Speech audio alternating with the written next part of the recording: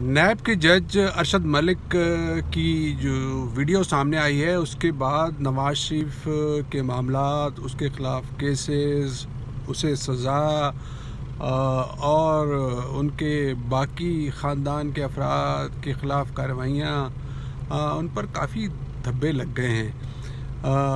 مجھے یاد ہے کہ جب جسٹس ملک قیوم اور ان کی جو ٹیلی فون کال سامنے آئی تھیں اور اس کے بعد آصف زرداری اور بے نظیر بھٹو شہید کے خلاف جو کیسز تھے، اس حوالے سے ایک ججمنٹ موجود ہے جس میں یہ کہا گیا ہے کہ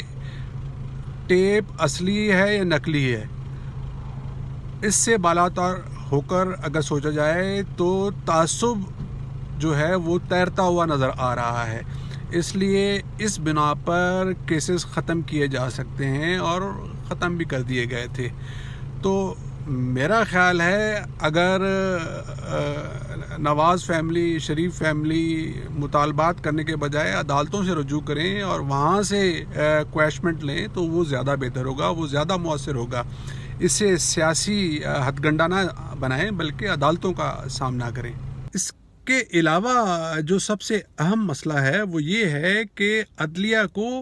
اس کا خود نوٹس لینا چاہیے، خاص کر کے سپریم کورٹ کو اور chief justice of Pakistan justice کھوسا کو، کیونکہ